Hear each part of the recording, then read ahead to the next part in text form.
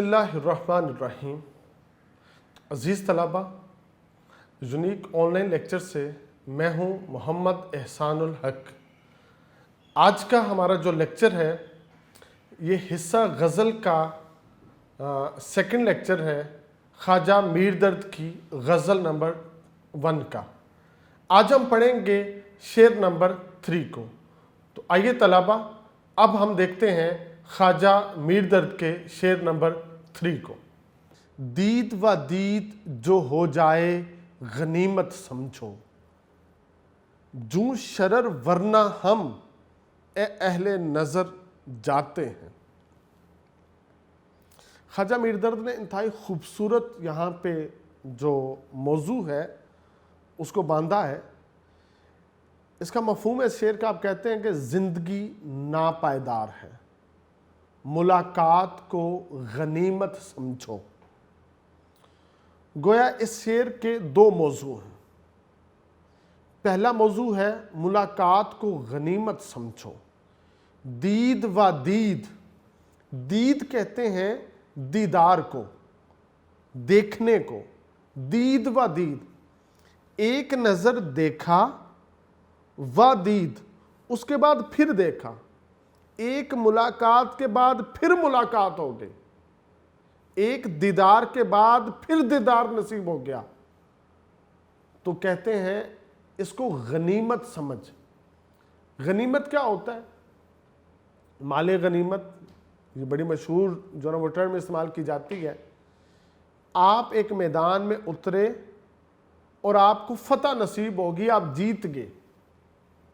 ये आपकी सबसे बड़ी कामयाबी है कि आपको फतह नसीब हुई।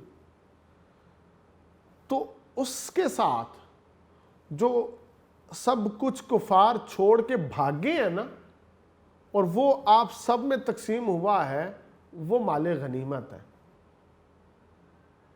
तो जो जिंदगी मिली, जो पल मिले, ये तो आप इसके फाते हैं कि आज का दिन आपको नसीब हो गया। उसके साथ ये फजल है, ये उसका करम है कि आपको दीद, महबूब की मुलाकात नसीब हो गई, किसी अपने की मुलाकात नसीब हो गई, तो ये गनीमत है। तो अजीज़ तलबा और तालिबात, ख्वाजा मीर दर्द यहाँ पे जो मौजू बांधते हैं कि जो अपनों से मुलाकात हुई है ना, वो बड़ी अहम चीज़ है। ये कोई मामूली वाक़या नहीं है। इसकी कदर करो, इसकी अहमियत करो। कुछ लोग क्या हैं, वो अपनों से मुलाकात को अहमियत नहीं देते, जबकि इसको बहुत ज़्यादा अहमियत देनी चाहिए। दीद व दीद जो हो जाए गनीमत समझो, इसको बहुत अहमियत देनी चाहिए। उसकी वजह, इस्लाम कहता है अगर तुम सुबह अपने वालिद की एक झलक नसीब होती है, तुम उनका दीदार करते हो मोहब्बत के साथ, तो तुम्हें एक मकबूल हज का सवाब नसीब होता है। ये कोई मामूली मुलाकात तो नहीं है। आप सुबह उठे हो, आपको अब्बा जान का चेहरा देखना नसीब हुआ है और तुमने बड़ी मोहब्बत और अपनाइयत के साथ देखा है, तो तुम्हें एक हज का सवाब नसीब हो गया। फिर हम लोग अपनी वालदा की बारगाह में बैठते हैं, उनसे बातें करते हैं, मोहब्बत के साथ पेश आते हैं। कल जब हम इस दुनिया से रुखसत होंगे ना, तो वहां पे ये लम्हात हमारे लिए मग़फ़िरत का, बख्शिश का बायस बनेंगे। तो ये कोई मामूली लम्हात नहीं है जो हमने अपनों के साथ बसर किए। अल्लाह रब्बुल इज़्ज़त चाहता तो तुम्हें हिजरत पे मामूर कर देता। तुम शहर से बाहर रहते, कई सालों तक तुम वहां पे रहते, तो तुम कुछ नहीं कर सकते थे। आज भी जो लोग परदेश की जिंदगी बसर कर रहे हैं, उनसे कभी आप पूछे ना, उनकी जिंदगियों में सबसे बड़ी कमी वो अपनों की कमी है। वो अपनों को देख के इंसान जी उठता है, اپنوں سے باتیں کر کے انسان زندہ ہو جاتا ہے، تر و تازہ ہو جاتا ہے۔ اپنوں کے ساتھ کھیلنا، اپنوں کے ساتھ کھانے کھانا، اپنوں کے ساتھ سیر کرنی، تو ان سے انسان ہلکا پھلکا ہو جاتا ہے، انسان جی اٹھتا ہے، زندہ ہو جاتا ہے، انسان اپنے آپ کو دنیا کا کامیاب ترین انسان سمجھ رہا ہوتا ہے۔ تو یہاں پہ خواجہ میر درد نے ہمیں جو اپنوں کی ملاقات ہے اس کی اہمیت کی طرف توجہ دلائی ہے کہ یہ بڑی اہم چیز ہے۔ کہتے ہیں اگر دید نصیب ہو گئی ہے تو اس کے بعد دوسرے مصرع میں کہتے ہیں جوں شرر، جوں کا معنی ہوتا ہے کی طرح، شرر کی طرح۔ اب شرر کسے کہتے ہیں؟ جو چنگاری ہوتی ہے نا، ہم نے دیا سلائی کو جب ہم ماچس کے ساتھ اسے مس کرتے ہیں تو ایک شرر، ایک چنگاری نکلتی ہے۔ کہتے ہیں جوں شرر اس چنگاری کی طرح، ورنہ ہم اس چنگاری کی طرح ہم، اے اہل نظر ہم جاتے ہیں، اے اہل نظر، اے دیکھنے والوں، اے ہمارے ارد گرد رہنے والوں، ہم جاتے ہیں، ہم اس دنیا سے جاتے ہیں۔ ہمارے اہل نظر کون ہیں؟ یہ جتنے احباب ہمارے آس پاس رہتے ہیں یہ سارے کے سارے اہل نظر ہیں، یہ ہمیں دیکھتے ہیں، ہم ان کو دیکھتے ہیں۔ کہتے ہیں اے ہمیں دیکھنے والوں، ہم چنگاری کی طرح اس دنیا سے رخصت ہوتے ہیں۔ گویا زندگی ناپائیدار ہے۔ زندگی کیا ہے؟ ناپائیدار۔ اگر ہم نے بھروسہ نہیں کرنا تو اس زندگی پہ بھروسہ نہیں کرنا، اگر ہم نے تکیہ نہیں کرنا تو اس زندگی پہ تکیہ نہیں کرنا۔ نہ جانے کس گلی میں زندگی کی شام ہو جائے، ہمیں نہیں پتا ہم نے اگلا سانس لینا بھی ہے کہ نہیں لینا۔ انسان اپنے گھر سے بازار تک آتا ہے، پتہ نہیں اسے مہلت ملتی ہے گھر واپس پہنچنے کی کہ نہیں۔ اگر اس کو گھر واپس پہنچنے کی مہلت نہیں ملتی وہ کیا کر سکتا ہے؟ کچھ بھی نہیں۔ زندگی ناپائیدار ہے۔ ایک طرف تذکرہ ہے اس کی ناپائیداری کا، ہم نے اس کے اوپر تکیہ نہیں کرنا، اس پہ بھروسہ نہیں کرنا۔ اس کی بیٹا سب سے بڑی وجہ وہ کیا ہے؟ وہ یہ ہے جب نبی پاک علیہ الصلوۃ والسلام پہ، آپ حبیب خدا ہیں اور آپ پہ موت آئی ہے، جب آپ پر موت طاری ہوئی، آپ پہ موت آئی، تو ہم کس کھیت کی مولنگ ہیں؟ ہماری کیا اہمیت ہے؟ تو موت کے دروازے سے سب نے گزرنا ہے۔ جو زندہ ہے وہ موت کی تکلیف سہے گا، جو زندہ ہے وہ موت کی تکلیف سہے گا۔ جب احمد مرسل نہ رہے کون رہے گا؟ جب نبی پاک علیہ الصلوۃ والسلام نہ رہے تو کون رہے گا؟ وہ کہا جاتا ہے کہ ہر زیرو نے موت کا ذائقہ چکھنا ہے، سب نے موت کے دروازے سے گزرنا ہے، کوئی موت سے بچ نہیں سکتا۔ عزیز طلبہ، ایک دفعہ ایک شخص حضرت سلیمان علیہ الصلوۃ والسلام کی بارگاہ میں آیا، وہ ہانپ رہا تھا، آ کے کہتا ہے میں نے سن رکھا ہے جس کو عزرائیل نظر آ جائے نا، اس کی زندگی کے آخری لمحات ہوتے ہیں۔ میں نے کچھ دیر پہلے آپ کے دربار کے باہر عزرائیل کو دیکھا ہے، تو میں مرنا نہیں چاہتا، آپ ہوا کو حکم دیں وہ مجھے یہاں سے اڑا کے دنیا کے دوسرے کونے میں لے جائے۔ آپ نے ہوا کو حکم دیا، ہوا نے یہاں پہ اس کو اڑایا اور دنیا کے دوسرے کونے میں۔ جب وہ شخص وہاں پہ اترتا ہے سامنے عزرائیل موجود ہوتا ہے، وقت مقررہ آ جاتا ہے، عزرائیل اس کی روح قبض کرتا ہے اور واپس حضرت سلیمان علیہ السلام کے دربار میں آتا. آپ پوچھتے ہیں اس سے کہ اسرائیل کیا تمہیں حیرت ہوئی آج تک کسی کی روح قبض کرتے وقت؟ کہتا ہے حضور مجھے اللہ پاک نے ایک شخص کی روح قبض کرنے کا وقت بتایا تھا، اس کی جگہ بتائی تھی. میں آپ کے یہاں پہ شہر پہ کسی اور کی روح قبض کرنے آیا اور میں نے اس کو یہاں پہ دیکھا، جبکہ اس کا جو مرنے کا مقام تھا وہ دنیا کا دوسرا کونا تھا. میں حیرت میں تھا، لیکن جب میں وہاں پہنچا وہ شخص میرے سامنے تھا، اپنی موت کی جگہ پہ تھا، اور میں نے اس کی روح قبض کی تو آپ کے دربار میں. تو حضرت سلیمان علیہ السلام نے سب کو مخاطب کر کے کہا کہ کوئی موت سے بچ نہیں سکتا، سب نے موت کو چکھنا ہے، سب موت کے دروازے سے گزریں گے. تو یہاں پہ خواجہ میر درد نے ہماری اس جانب جو ہے وہ توجہ دلائی ہے کہ ہم ایک ناپائیدار زندگی بسر کر رہے ہیں، ہم ایک عارضی زندگی بسر کر رہے ہیں. اس محدود زندگی نے بہت ہی جلدی ختم ہو جانا ہے، اس لیے آپ نے اس کے اوپر بھروسہ نہیں کرنا، اس پہ آپ نے تکیہ نہیں کرنا. فرصت زندگی بہت کم ہے، فرصت زندگی بہت کم ہے.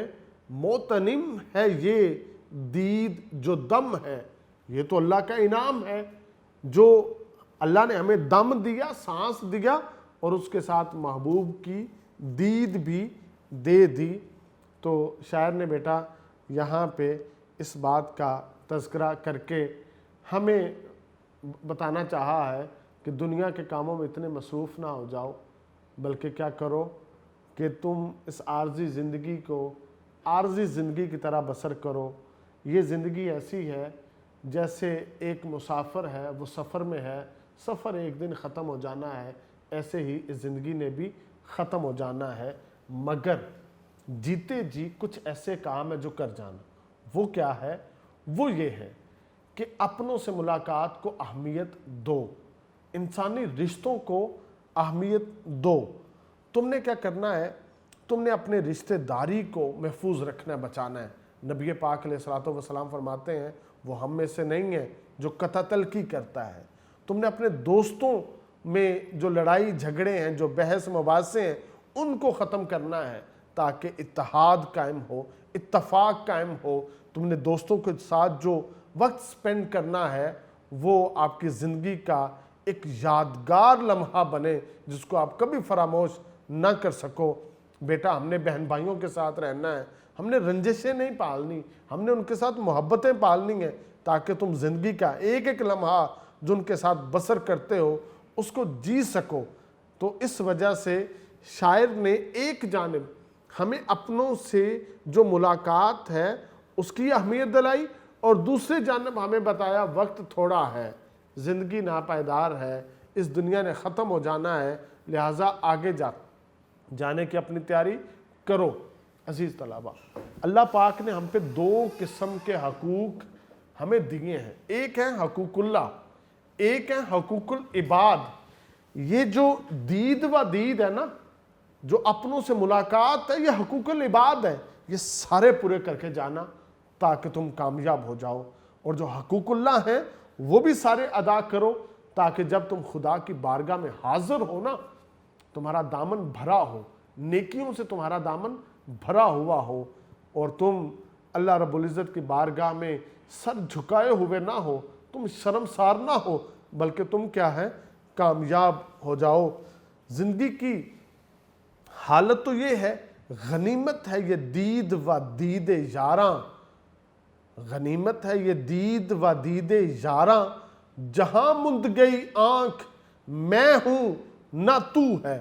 جہاں پہ آنکھ مند جائے نا، بند ہو جائے، رشتے ختم ہو جاتے ہیں، سب کچھ وہاں پہ ختم ہو جاتا ہے، دنیا ہاتھوں سے چھوٹ چکی ہوتی ہے، وہاں پہ نہ میں ہوتا ہے نہ تو ہوتا ہے. لہٰذا اس عارضی زندگی میں ہم نے آ کے کیا کرنا ہے؟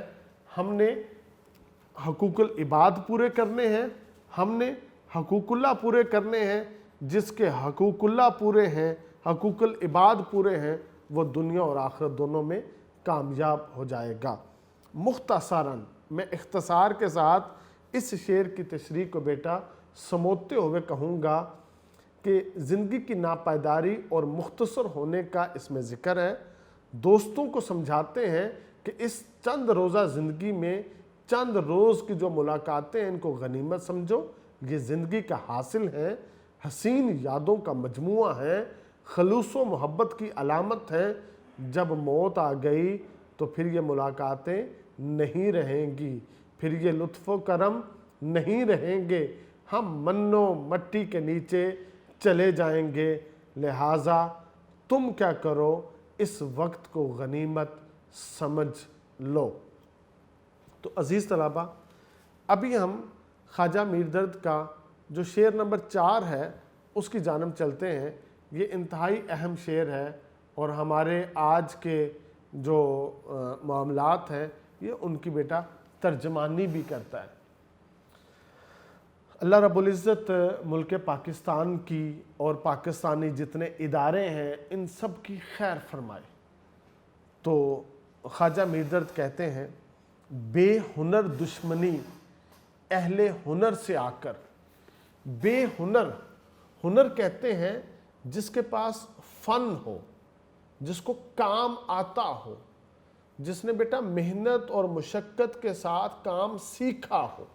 اس کے ہاتھوں کو بھی کام آتا ہے, اس کی نگاہوں کو بھی اس کا کام آتا ہے, اس کے فکر شعور میں بھی اس کو وہ کام آتا ہے. جس شخص کو اپنا کام ازبر ہو اس جیسا کوئی بھی دوسرا شخص نہیں ہو سکتا. ہمیں ضرورت ہے ایسے ہنرمندوں کی تاکہ پاکستان یہ ترقی کرے, پاکستان کے تمام ادارے خوشحالی کے ساتھ آگے ترقی کریں. بے ہنر دشمنی اہل ہنر سے آ کر, بڑا خوبصورت مصرع ہے.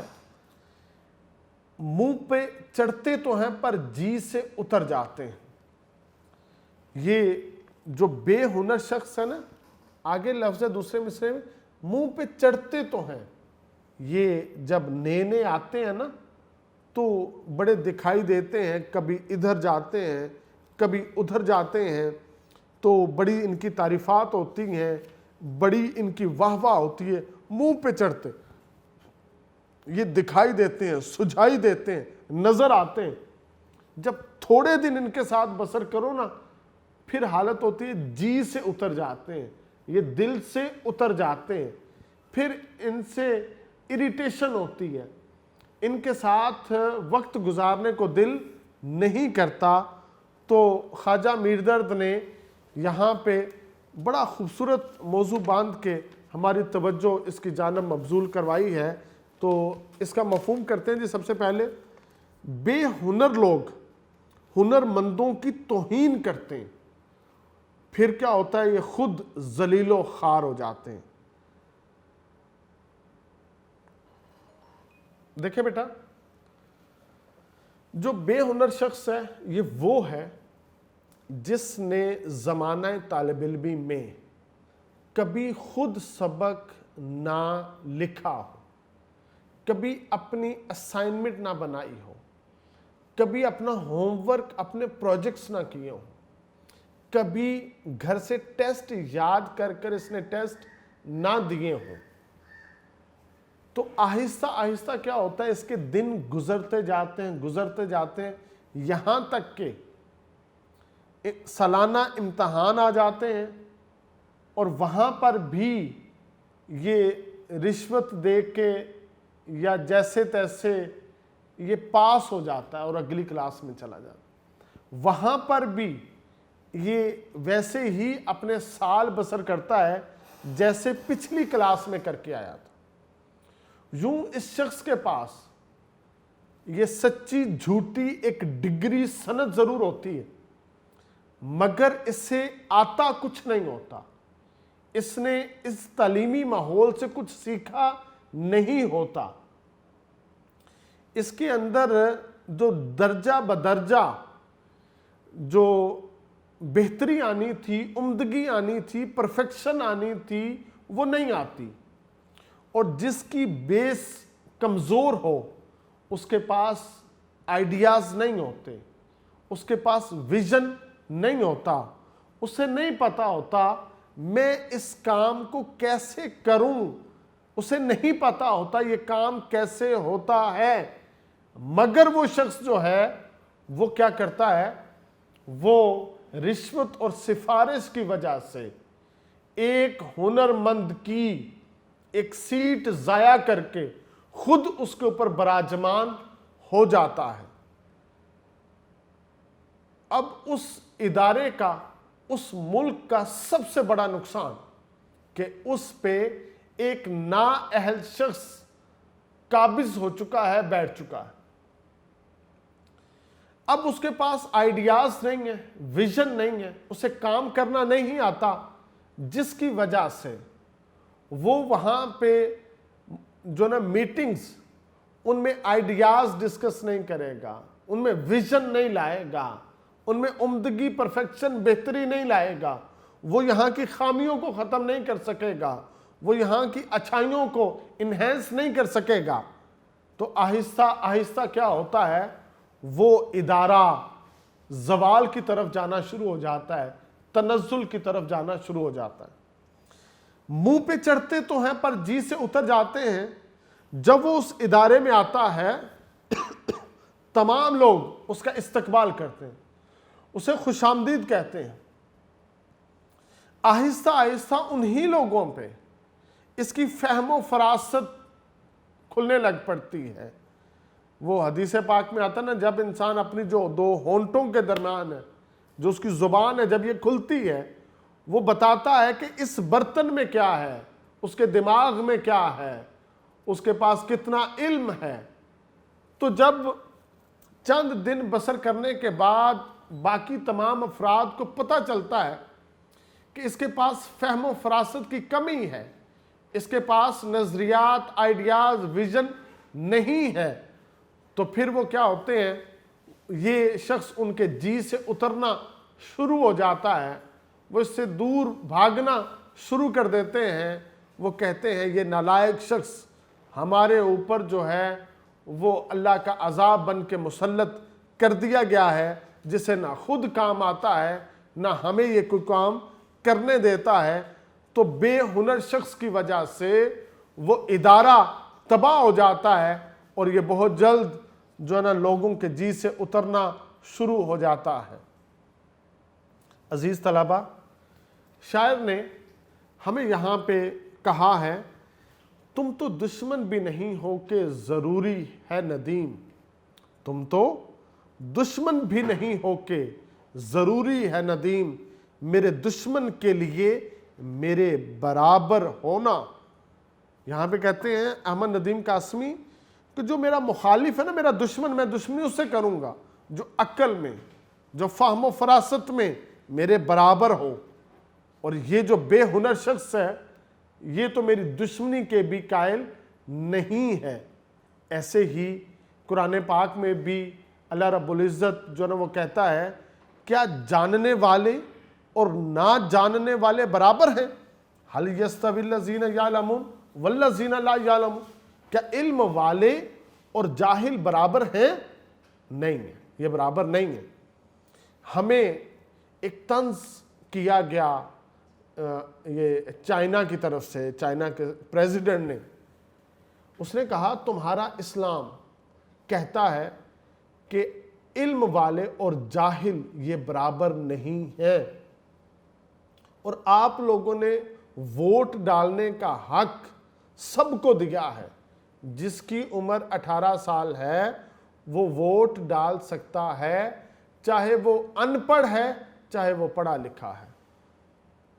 تو چائنا نے خود کیا کیا ہے، اس نے ووٹ ڈالنے کے لیے میٹرک پاس کی شرط رکھ دی ہے کہ جو پڑھا لکھا شخص ہے وہ ہی پڑھی لکھی اپنے لیے ایک انتظامیہ یا وزارت عظمیٰ کا اہل کوئی شخص جو ہے وہ اس کو یہاں پہ نافذ کر سکتا ہے، اس کو ووٹ دے سکتا ہے۔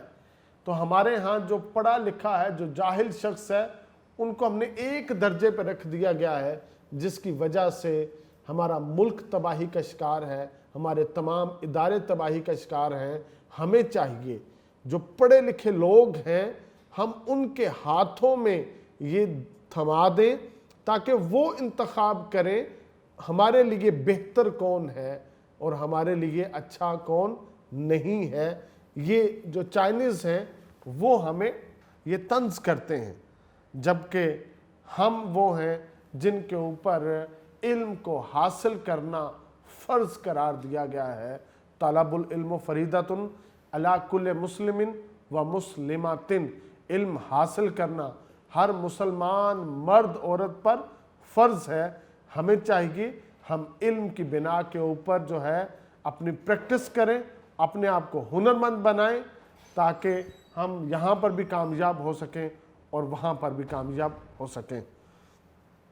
کمال ہے ضد بے کمالی، کمال ہے ضد بے کمالی، نہیں ملاپ ان میں حرف گیرو، صرف لفظوں کے علاوہ ان میں کسی چیز کا کوئی ملاپ نہیں ہے، ہنرمند میں اور بے ہنر میں۔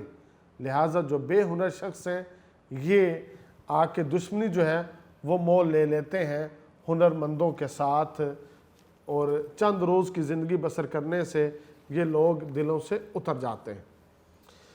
بے ہنر لوگوں سے خواجہ میردرد خاص طور پر اپنے دور کے وہ شاعر مراد لیتے ہیں جو اپنے آپ کو بطور شاعر جو لوگوں کو متعارف کرواتے ہیں۔ ان کے مقابلے میں درد کے اشعار سوز، درد، فصاحت، بلاغت سے لبریز ہیں، لوگ ان کی قدر کرتے ہیں اور اپنے ان اشعار کی بنا پر لوگوں میں یہ عزت والے مانے جاتے ہیں۔ کچھ بے ہنر قسم کے لوگ آ جاتے ہیں جو آپ کی شاعری کی وجہ سے جو مقبولیت جو ہے اس سے وہ حسد کرتے ہیں، وہ جلتے ہیں، اور یہ جو ان کی حسد اور جلن ہے اس کی بنا کے اوپر وہ کیا ہے، احساس کمتری کا شکار ہیں۔ اب احساس کمتری کا بھی شکار ہے، احساس برتری کا بھی شکار ہیں، اور وہ اس کیفیت کو چھپانے کے لیے طرح طرح کی کوششیں کرتے ہیں۔ ان کی کوششیں کیا ہوتی تھیں؟ وہ کسی اور کا شعر ہوتا اپنے نام کے ساتھ منسوب کر کے سناتے اور کہتے دیکھو یہ میں نے شعر کہا ہے۔ کبھی وہ کرتے ایک شعر کسی اور شاعر کا، ایک مصرع کسی اور شاعر کا، دوسرا مصرع کسی اور شاعر کا، ان کو جوڑ کے وہ اپنی غزل یا نظم بناتے، تو یہ بھی کیا ہے، وہ چند دن میں لوگوں پر عیاں ہو جاتی کہ یہ شخص جو ہے اہل علم نہیں ہے، یہ جھوٹا ہے۔ تو جس نے اردو زبان کی خدمت کی، کہا جاتا ہے نا کہ آتی ہے اردو زبان آتے آتے، یہ کوئی پہلے دن نہیں آ جاتی، محنت کرنا پڑتی ہے، مشقت کرنا پڑتی ہے۔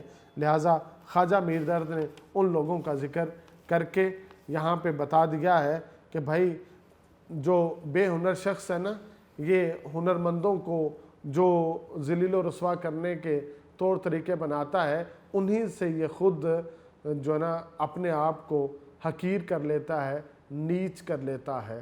اس لیے ایک اور بڑا واضح فرق ہے کہ جس ٹہنی پہ نا شاخ پہ پھل لگا ہوتا ہے نا وہ جھکی ہوتی ہے، جس ٹہنی پہ شاخ پہ پھل نہیں ہوتا وہ اکڑی ہوتی ہے، وہ سیدھی جو ہے نا اس میں تناؤ ہوتا ہے، وہ کھڑی ہوتی ہے سیدھی۔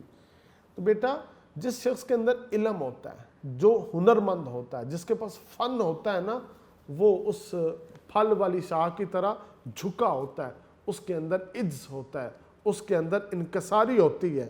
اور جو بے ہنر شخص ہوتا ہے، جس کو کام نہیں آتا، وہ اس کے اندر غرور ہوتا ہے، تکبر ہوتا ہے، افتخار ہوتا ہے۔ لہٰذا ہمیں اس بات سے بھی پتہ چل جاتا ہے لوگوں کے رویوں سے کہ یہ شخص اہل ہنر سے ہے کہ اہل ہنر سے نہیں ہے۔ اے ذوق کس کو چشم حقارت سے دیکھیے، سب ہم سے ہیں زیادہ کوئی ہم سے کم نہیں۔ جو نا ذوق ابراہیم کا بھی یہ شعر ہے کہ اے ذوق کس کو چشم حقارت سے دیکھیے، سب ہم سے ہیں زیادہ کوئی ہم سے کم نہیں۔ وہ بھی کہتے ہیں سارے ہم سے زیادہ پڑھے لکھے ہیں، ہم سے کم کوئی بھی نہیں ہے۔ یہ اہل علم کا شیوہ ہے، ان کے اندر عاجزی اور انکساری ہوتی ہے۔ مختصراً بیٹا یہ ہے، بے ہنر شخص جو ہے وہ شروع سے اہل ہنر سے جلتا ہے، حسد کا شکار ہوتا ہے، اور وہ لوگوں کو وہ دیکھتا ہے اس کی عظمت کرتے ہوئے، تو اس کی بنا کے اوپر حسد اس کا ایک مرض بن جاتا ہے۔ وہ اپنے ہی آگ میں جلتا رہتا ہے یہاں تک کہ وہ اہل ہنر کی گستاخیاں کرتا ہے، ان کی بے ادبیاں کرتا ہے، یہ اس کی عادت بن جاتی ہے۔ اسی عادت کی وجہ سے کیا ہے، لوگ اس کو ترک کر دیتے ہیں، اس سے کلام کرنا چھوڑ دیتے ہیں، اس کو اپنی محفلوں میں بلانا چھوڑ دیتے ہیں۔ تو شاعر نے یہاں پہ اس بات کا تذکرہ کر کے ہمیں بتا دیا ہے، جو خوشبو ہوتی ہے اس کو اپنا آپ منوانا نہیں پڑتا، لوگوں کو خود پتہ چل جاتا ہے کہ یہ خوشبو ہے، اسے خود نہیں کہنا پڑتا کہ دیکھو میں خوشبو ہوں، مجھ سے یہ خوشبو آتی ہے، میرے یہ فضائل ہیں، میرے یہ ہیں۔ جیسے جب سورج طلوع ہوتا ہے نا تو سب کو پتہ چل جاتا ہے کہ یہ سورج ہے، سورج کو بتانا نہیں پڑتا کہ میں سورج ہوں۔ لہٰذا اہل ہنر لوگ جو ہیں وہ خوشبو کی مانند ہیں، وہ سورج کی طرح ہیں، تو لوگ ان سے خوشبو پاتے ہیں، وہ ان سے توانائی حاصل کرتے ہیں۔ عزیز طلبہ، اب ہم خواجہ میر درد کا شعر نمبر 5 جو ہے وہ یہاں پہ اب دیکھتے ہیں۔ آپ اس 5ویں شعر میں کہتے ہیں، ہم کسی راہ سے واقف نہیں جو نور نظر۔ کہتے ہیں ہم کسی راہ سے واقف نہیں، ہم کسی راہ سے واقف نہیں، ہمیں نہیں پتا فلانا راستہ کہاں جاتا ہے کہاں نہیں جاتا۔ جو نور نظر، جیسے، جو کا معنی جیسے، جیسے نور نظر، جیسے آنکھ کا نور ہے، جیسے آنکھ کا نور ہے، مثال دی آنکھ کے نور کے ساتھ۔ رہنما تو ہی تو ہوتا ہے جدھر جاتے ہیں، ہم جدھر جاتے ہیں نا وہاں پہ رہنما تو ہی تو ہوتا ہے، اے ہمارے خدا ہمارا رہنما تو ہوتا ہے، ہم جدھر جاتے ہیں ہم تو کسی راہ سے واقف نہیں ہیں۔ اس کا بیٹا مرکزی خیال ہے، خدا کی توفیق اور خدا کی رہنمائی کے بغیر انسان اس کائنات میں کچھ بھی نہیں کر سکتا۔ انسان یہاں پہ کچھ نہیں کر سکتا اگر اس کا خدا اس کی رہنمائی نہ کرے۔ اور تشبیہ دی کس کے ساتھ؟ آنکھ کے نور کے ساتھ۔ خدا ایسا ہے، وہ ہر چیز کو ہماری آنکھوں کے نور میں رکھتا ہے، جس کی وجہ سے ہمارے لیے کوئی اجنبی نہیں رہتا، کوئی پردہ نہیں رہتا، کوئی حجاب نہیں رہتا، یہ اس کا فضل ہے۔ ہمارا خدا ہمیں ہماری آنکھ کے نور کے ساتھ کیا کرتا ہے؟ راستہ دکھاتا ہے، ہم چلتے ہیں ٹھوکروں سے بچاتا ہے۔ تو یہ اللہ نے توفیق دی، اس نے ہدایت دی، اس نے کرم کیا تو ہم ایسا کر سکے۔ اگر وہ یہ فضل نہ کرتا تو ہمارے پاس نہ اچھے کی تمیز تھی نہ بھلے کی تمیز تھی۔ اس نے یہ اپنا فضل کیا جس کی وجہ سے ہمیں اچھے کی، ہمیں بھلے کی، ہمیں برے کی ساری تمیز نصیب ہو سکی۔ تو یہ شعور خدا کا دیا ہوا تحفہ ہے، یہ اس کی توفیق ہے۔ اگر وہ نہ دیتا ہم کچھ بھی نہیں کر سکتے تھے۔ لہٰذا شاعر نے یہ جو موضوع باندھا ہے یہ انتہائی خوبصورت موضوع ہے، جس میں کہ اللہ رب العزت ہمارا رہنما ہے۔ ہماری رہنمائی کون کرتا ہے؟ اللہ پاک۔ حالانکہ اللہ پاک نے واضح طور پہ کہا، خلق الانسان ضعیفا، میں نے انسان کو کمزور پیدا کیا۔ اللہ نے انسان کو کمزور پیدا کیا، اللہ نے انسان کو کمزور، حقیر پیدا کیا ہے۔ حقیر پیدا کرنے کے بعد کیا ہوا؟ اب حضرت آدم علیہ السلام اور فرشتوں کو اکٹھا کیا اور کہا اس کو سجدہ کرو۔ فرشتوں نے کہا یا اللہ پاک تو نے اس کو پیدا کیا ہے جو خون ریزی کرے گا, جو دنگا فساد کرے گا. تو اللہ پاک نے حضرت آدم علیہ السلام سے کہا تھا, اس واقعہ کی جانب آپ کی میں نے توجہ مبذول کروائی ہے. آدم کو کہا تھا کہ آدم سناؤ ان کو وہ نام جو میں نے تمہیں سکھائے ہیں. تو پھر حضرت آدم علیہ السلام نے وہ سب کچھ سنایا, جس کو سن کے فرشتے مبہوت ہو گئے, حیرت میں مبتلا ہو گئے.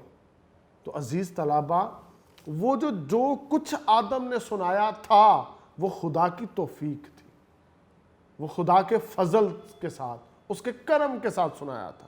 آج ہمارے پاس بھی جو کچھ ہے, علم ہے, عمل ہے, عقل ہے, شعور ہے, یہ خدا کی توفیق ہے.